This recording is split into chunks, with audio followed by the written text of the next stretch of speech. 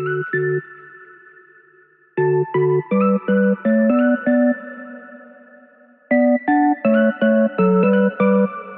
guys, it's Amber from The Sensible Mama, and as promised, today I am going to finally talk about postpartum life, postpartum issues, postpartum body, postpartum depression. This whole video is about postpartumness. I've kind of talked about this a lot on my Instagram, just various issues that I have dealt with now that I am a year out from 2 back-to-back pregnancies. And I just kind of felt like, I don't feel like there's a lot of honest information out there about what you can expect and what just postpartum life is like in terms of your body and your mental health and your emotional health. So today I just kind of wanted to talk about a few of those topics, and I actually went on Instagram and I asked you guys to give me sort of a list of issues that matter to you, whether you just had a baby or maybe you're currently pregnant, and the things that are on your mind about what postpartum life is going to be like. So I have some notes here that I'm going to be referring to, and really I'm just going to go through this topic by topic. I want to say that obviously I'm only one person and I've only experienced 2 pregnancies, and I only know what it's like to be me and be pregnant and to be me and to have postpartum issues. So I'm going to talk from my own perspective about my own experiences, and if there's anything that I say in here, advice I give or whatever, let's just all remember that I'm not an OB, I'm not a midwife, I'm not a doctor. Like, I'm not any of those things. I'm just a woman like you who has had some babies, and I have some of my own advice. So it's always a good idea to talk to your own medical provider when you have questions about things related to postpartum care. So with all that out of the way, I'm gonna jump right into this, and I'm gonna start with the topic that's gonna make us all the most uncomfortable, and that is periods. I do promise I will move on to less complicated things to talk about later in this video. If you are uncomfortable talking about this stuff, you can skip to this timestamp here. Otherwise, let's talk about our periods. Sort of the theme of the postpartum period questions that I got was all about how do you care for postpartum bleeding and what is that like? And then what are your periods like afterwards? What can you expect and whatnot? In my case, both pregnancies, I had terrible postpartum bleeding. It went on, like, obviously you have a day or two where there's a lot of bleeding. You're filling up those really heavy pads that they give you like in less than an hour, or I was anyway. And for some people it kind of stops after a couple of days, but for me it went on. With Roman it was about a week. With Abby I felt like it was probably close to a month. I was at a point where I was wondering how somebody could bleed this much and not die. Like, it was a lot. And what kind of stinks about the postpartum bleeding is that, you may not know this, but you can't use a tampon after you've just had a baby. So you're kind of stuck with pads. In my case, that was fine for the first, the first couple of days of heavy bleeding. I just wore those pads that they give you at the hospital, or in my case, what your midwife gives you at a home birth. But having such prolonged postpartum bleeding was very much a, downer for me. I just wanted to move on. I wanted to focus on my baby. I wanted to focus on being a new mom. And instead, I just felt like I was always fretting over whether I needed to go change the pad, whether I was going to bleed through onto my clothing. It was just a mess. And I hate pads. I really hate pads. So for me, that was one of the most discouraging things about having just become a new mom, was dealing with the postpartum bleeding. I wish I had known about these. I want to show them to you today because these would have been awesome for my postpartum bleeding. These are Lilova period-proof underwear, and you guys may have heard of these before. These are undies that can hold, they say they can hold 2 tampons worth of blood. And before you freak out, because I did when I first heard about these, I was like, no, absolutely not. I will never, ever, ever, ever, ever wear those. And as I started thinking about these, I realized it's really no different than a pad. It's got 4 different layers to it that wick away moisture. It pulls it down into basically a pad that's on the inside of the underwear. And so it wicks away moisture. You don't feel wet when you're wearing them. You don't really even notice that you have your period, and you don't have that crunchy sound. And like I said, I'm going to get into postpartum periods in a minute, but I wish I had known about these right after I had had Abby, so that I could actually wear these during that 4-week long time of having a constant period, where I could actually wear something that felt comfortable and made me feel, like I said, not like I was wearing a diaper. And these are the kind that you wear them until they are filled up, just like you would with a pad. And then you rinse them and wash them, and you can wear them again. One thing that really helped me though with my postpartum bleeding was something called AfterEase. I'll put a picture of it here because I don't actually have any of it anymore, but it's a liquid that you just put in a few drops of apple juice or orange juice or whatever. It tastes terrible, but it helps with the, in case you don't know, you actually continue to have contractions, not just right after you have the baby, but you have contractions and cramping for it, like I said, in my case, it was a couple weeks where I kept feeling those contractions. The AfterEase was a huge benefit for me. It not only helped sort of stem the pain of the contractions, but it also helped ease the postpartum bleeding as well. I think that I just did it twice a day. You just put a couple of drops in a drink. I took it in the morning and at night, and I could tell a difference when I skipped it. Things were more painful, there was more bleeding, it was just overall a more uncomfortable experience. So I highly recommend maybe getting yourself some of the Lilova panties and giving those a try, again, for after the first couple of days, and also getting some of that AfterEase because it was a lifesaver for me. And I should also say the AfterEase is safe to take while you are breastfeeding. Now, in terms of your periods after you have a baby, mine have been famously irregular. I stopped breastfeeding 6 months ago, and it was right after I stopped breastfeeding that my period returned. It took probably about 3 or 4 weeks for my period to come back after that, but my periods have been crazy irregular since then. My first one, I got my period, and then it was like almost 2 months before I had a period again, and then I had another period 2 weeks later, and it's just, I don't know. I'm 6 months out from stopping breastfeeding, and I still am just very, very irregular. So that's another reason why I have been using these. To be honest, now I can wear tampons now, and that's my preferred thing that I use, but you can't always wear a tampon because you'll get sick. And you don't always want to walk around wearing a pad or a panty liner or something just because you might happen to get your period that day. So I at least have sort of at this point an idea of, like, I have a hint of when it might be coming, and around that time I just start wearing these. I have several pairs of these, and I'll just start wearing them and washing them day by day. That way, if I'm like out with my kids and my period just surprises me, and that feeling where you have 2 kids and you have to get both of those kids out of the car and into a gas station or a restaurant or something and run in and try to get a tampon and all that stuff. It's just a hot mess. And so these have been providing me a little bit more security and comfort. So again, these are something that I definitely recommend for dealing with postpartum period irregularity as well. Sort of another thing that you guys were asking about was sex drive, and I'm just gonna start with all the uncomfortable stuff and then we'll move on to the less comfortable stuff after that. Sex drive is one of those things that I think is gonna be really different for every person. For me personally, as someone who has like touching issues anyway, like I have strong physical boundaries, it was very hard to have a sex drive right after giving birth, and especially while I was breastfeeding. I just remember most days being like, I am so touched out, I'm so overstimulated, I cannot even imagine, like, don't look at me, don't touch me, nothing. And it took me until I was done breastfeeding to start feeling my sex drive coming back. But I can say that it does come back. You do start feeling like a woman again. You do start feeling sexual again, and that's a really good thing.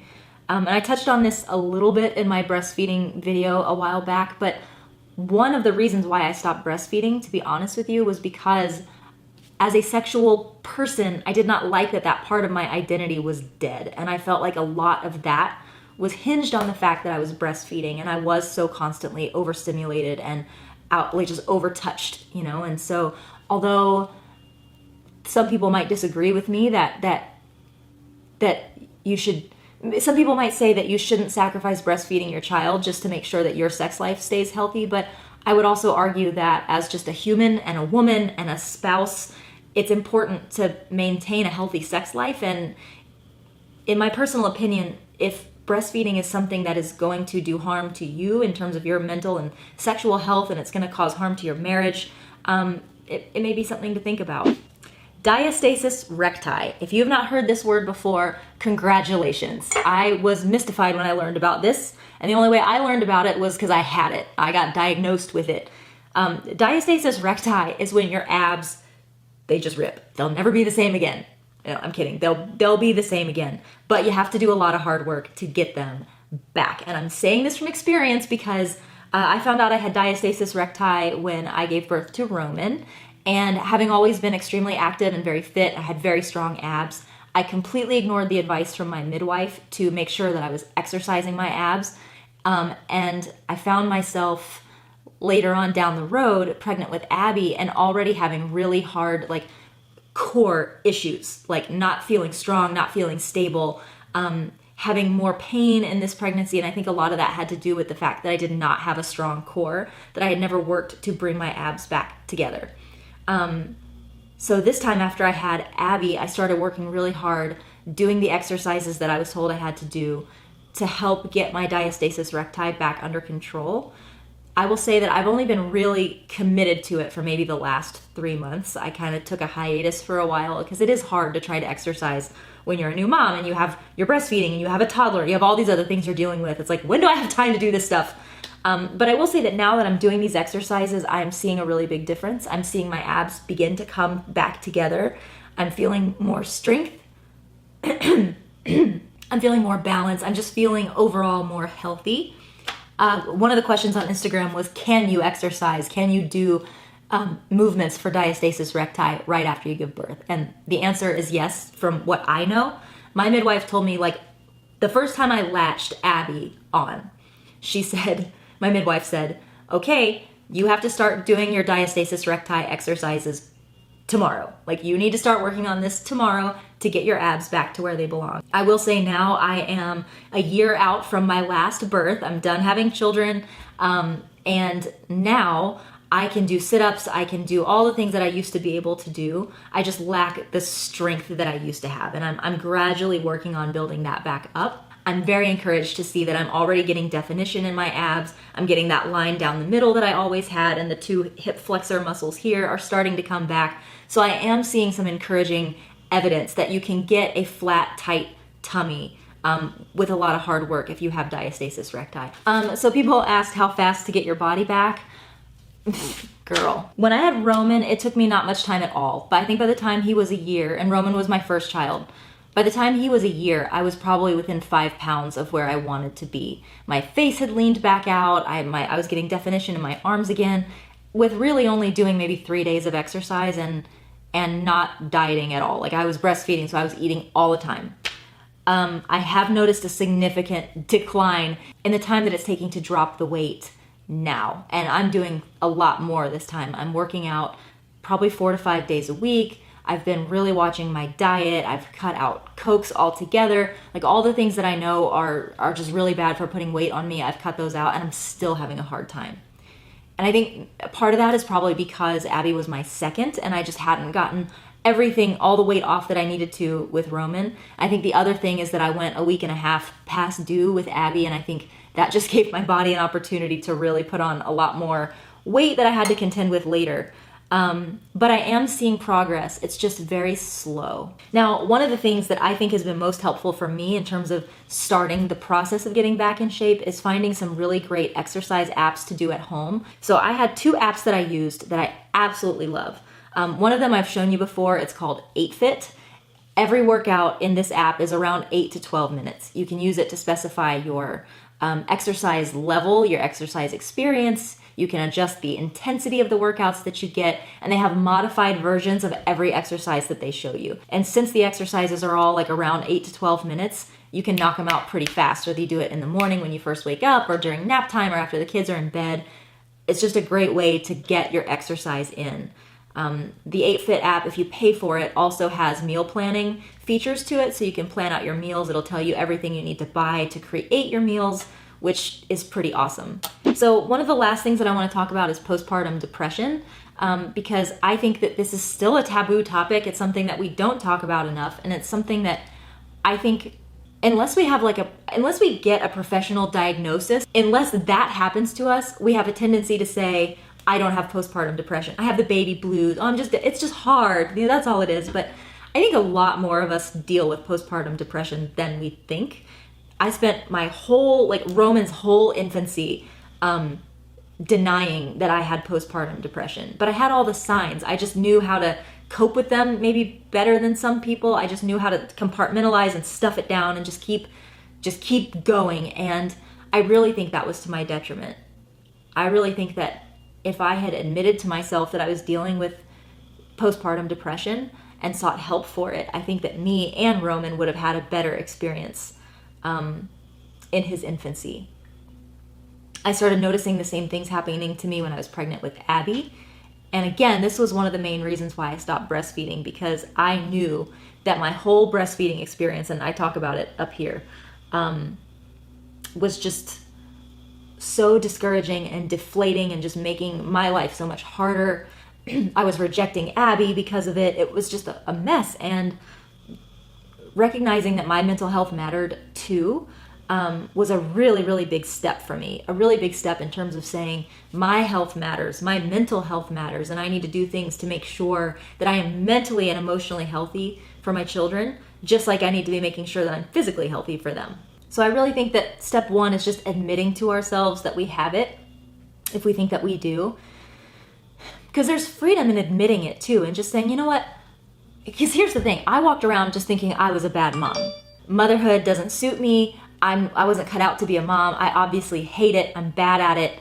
And that's not true. That's not true at all. I was just depressed, and that was causing a lot of behaviors and thoughts and feelings that made me feel like a bad mom. So for me, it was really about admitting it to myself, giving myself some forgiveness, because postpartum depression is not a choice. You don't choose to have it. You don't do anything to make it happen to you. It just does.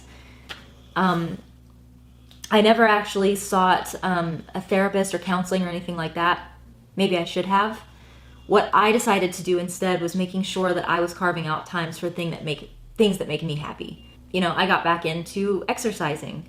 I started journaling again. I started doing my paper planner again. I started doing things that remind me of who I am as a person, that embraced my identity as Amber and not as just mommy. And I really felt like that made such a world of difference for me, recognizing and honoring that the woman who I was before I became a mom is still here. She's important too. And she needs to be nurtured, just like my baby needs to be nurtured. And I think that's hard for us as moms. Society tells us like we have to just sacrifice everything for our kids. If we even dare to think about ourselves, then we're bad moms and, you know, shame on us. But I think that's just ridiculous. Like, in what other world, in what other role that you've ever been in, will anybody ever tell you that the healthy thing to do is to completely ignore yourself and your own needs? It makes no sense. And we shouldn't apply it to motherhood either. So if you are like legit, like really having thoughts of doing harm to yourself or doing harm to others, you need to seek professional help, because that's not going to go away by just getting back into scrapbooking. But if you're just down, you're having those baby blues, you're having kind of mild depressive symptoms, try carving out time for yourself. Even if that means staying up an hour later than usual after you get the kid to bed, to have some time for yourself to do something that you love. Do it. I think it just does amazing things for your own mental health when you make those choices. Again, I'm not saying you should self-diagnose. I'm not saying that, you know, you should ignore dangerous signals and signs that you're having that could be an indication of very, very significant depression. But if you're like me, who wasn't having dangerous thoughts, wasn't having harmful thoughts, but was just down and upset and discouraged and feeling like a failure, give what I've said here a try. So guys, this video is now crazy long. I'm gonna have to do a lot of editing just to get it down to something consumable. So I'm gonna go ahead and go. Since you guys had a lot of questions about postpartum bleeding and periods and things like that, if you'd like to see a full review of the Lilova panties, which I did not go into today, I'd be happy to do a video on that as well. As always, if you have questions for me that either I can answer personally or that other people in this community can answer, leave them in the comments. So guys, that's it for me today. Love ya, mean it always, mwah, and I'll see you next time. Bye-bye.